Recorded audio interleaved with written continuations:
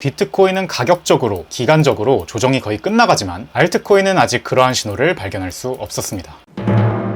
들어가기에 앞서 지난 영상의 결론을 요약해 드릴게요. 비트코인 저점은 이미 49K에서 나왔거나 최대 40K 초중반까지 열려있고, 해당 관점은 하락에 대한 0.786 되돌림, 즉 65K 위에서 가격이 오랫동안 버티는 움직임이 나오지 않는 이상 유지한다. 한편 기간적으로는 반감기와 미국 대선이 있는 해들의 계절성을 고려했을 때 8월 또는 늦어도 9월 안에 나올 확률이 높다는 것이었습니다. 제가 혹시나 오해하실까봐 영상 뒷부분에서 말씀드리기를 40K대 초중반까지 떨어질 것이다 라고 예측하는 것이 아니라 가능성상 아직 열려있다 라는 것이며, 저는 떨어지길 바라는 숏 포지션이 아니라 이미 제 시드 거의 전부 다 지난 2월부터 이미 분할 매수 다 해서 상승장 후반부를 기다리고 있다 라고 명확히 말씀드리고, 이례적으로 화면에 텍스트로까지 썼는데도, 그리고 제가 3월부터 똑같은 관점을 5개월 내내 똑같이 말씀드리고 있는데도 영상을 숏 관점으로 이해하시는 댓글을 보고 충격을 금치 못했습니다. 얼마나 많은 사람들이 제목, 썸네일, 그리고 영상 첫 5초만 보고 바로 댓글을 달아버리는지 알 수 있었고요. 오늘 역시 그러한 사람들은 있겠지만, 그럼에도 항상 잘 봐주시는 구독자분들을 위해서 오늘 영상도 결론부터 말씀드리고 갈게요. 오늘도 비트코인 시황 결론은 똑같습니다. 다만 왜 여전히 그 관점을 고수하는지 오늘은 다른 각도에서 새로운 근거들을 제시해드릴게요. 바로 파동입니다.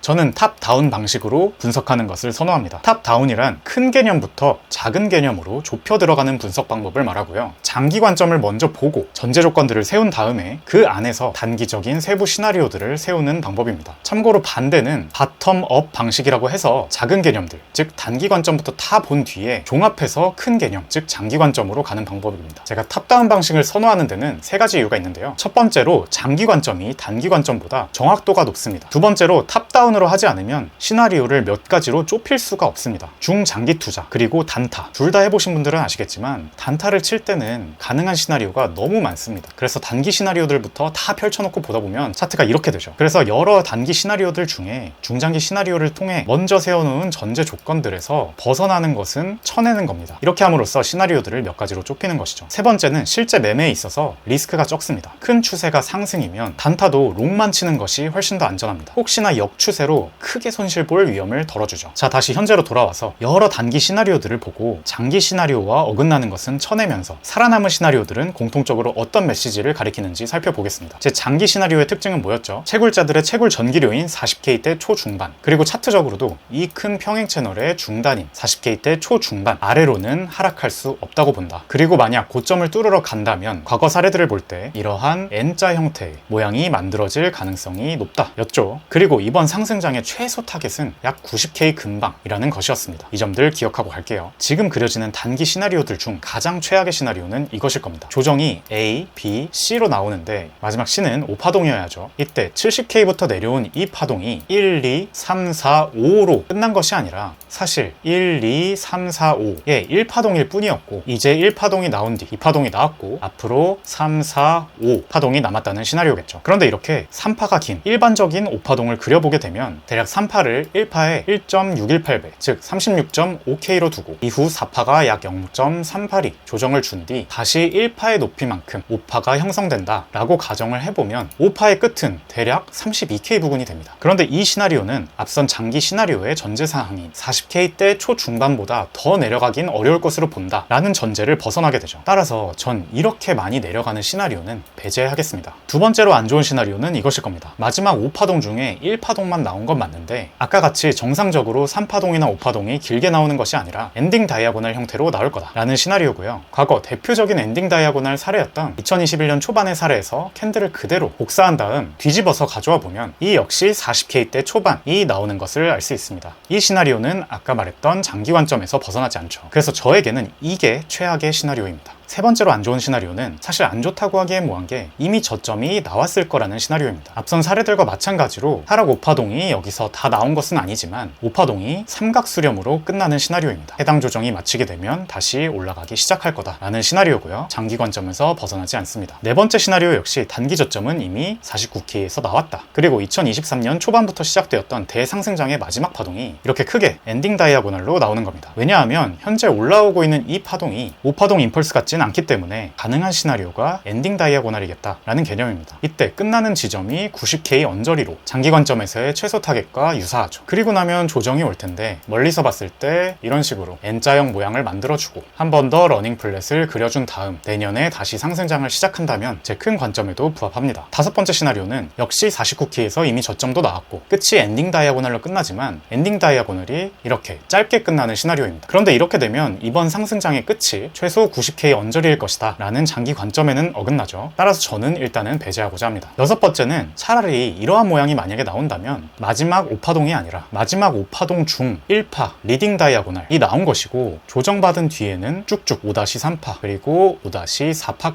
5파까지 올라간다고 보는 시나리오입니다. 어쩌면 가장 좋은 시나리오 중 하나겠네요. 자, 여기까지 들으시느라 고생하셨습니다. 이제 남은 시나리오들만 모아놓고 볼게요. 여기서 공통적으로 의미하는 메시지를 뽑아낸다면 무엇일까요? 대상승장의 후반부를 중장기 투자로 먹을 사람이라면 저점은 이미 나왔거나 머지않았기 때문에 이미 어느 정도는 분할 매수가 되어 있어야 한다. 왜? 이미 저점 나왔을 수도 있으니까. 그리고 혹시 한 번 더 내려오더라도 쫄지 말고 적극적으로 매수를 노려본다. 특히 실제로 이러한 엔딩 다이아고널 형태가 나온다면 더더욱 그러하다 라는 것이겠죠. 평소와 다른 각도에서 살펴보았지만 결론은 똑같아요. 가격적으로도 거의 다 왔고 기간적으로도 거의 다 와갑니다. 롱숏 단타 칠 사람이 아니라면 이미 분할 매수하고 있어야 된다고 생각합니다. 저도 이미 시드가 거의 전부 다 들어가 있지만 실제로 40K대 초중반까지 떨어진다면 추가적으로 영끌에서 매수할 생각도 하고 있는 이유입니다.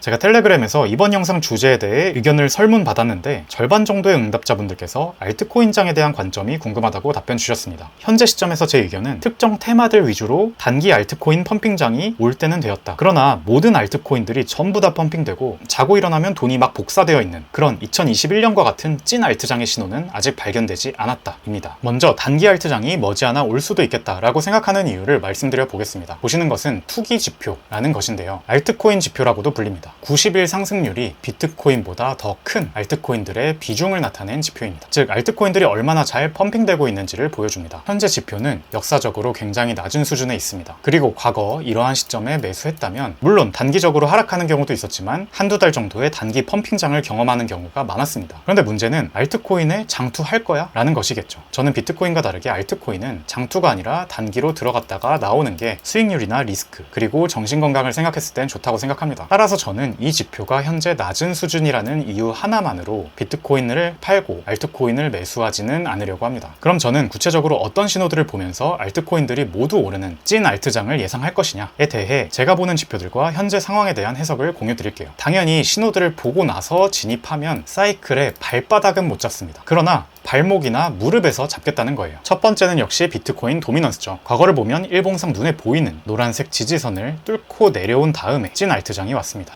2017년도에도 그랬고요. 2021년 초에도 그랬습니다. 현재 상황 역시 일봉상 눈에 띄는 노란색 지지선이 존재하는데요. 저는 이 지지선을 뚫고 내려와야 찐 알트장을 예상할 겁니다. 그런데 아직 지지선은 뚫리지 않았죠. 두 번째는 알트 시총입니다. 비트코인 시총을 제외한 알트코인 시총이고요. 지난 상승장을 보면 찐 알트장은 언제 왔을까? 이전 사이클의 고점에서 바로 아래에 있는 고점을 뚫고 지지받은 다음에 찐 알트장이 와서 추가로 시총이 상승했습니다. 그런데 지금은 전 사이클의 두 번째 고점 수준을 한번 터치했지만 저항받고 내려와서 뚫지 못하고 있죠. 따라서 나중에 이것을 뚫고 지지받는다면 그때 추가적인 찐 알트장을 기대하고 매수해 볼 수 있겠습니다. 세 번째는 아까 봤던 투기 지표의 응용입니다. 제가 자세히 살펴보니까 알트 지표가 바닥권에 있을 때보다 바닥권에서 한번 크게 상승한 뒤에 조정을 받을 때 사면 리스크도 적고 뒤에 올 찐 알트장도 맛있게 먹을 수 있었습니다. 이때도 마찬가지였고요. 따라서 이번에도 지금 사는 것도 괜찮지만 보다 리스크를 회피하고 싶다면 한번 올라줬다가 조정을 받을 때 사는 것도 좋다는 생각입니다. 저는 앞서 보여드린 세 가지 지표들이 신호를 보여줄 때 본격적으로 비트 비중을 줄이고 알트 비중을 늘릴 생각입니다. 거듭 말씀드리지만 당연히 바닥은 먹지 못하고 발목이나 무릎부터 들어가겠다는 전략이라는 점 참고해 주시면 감사하겠습니다.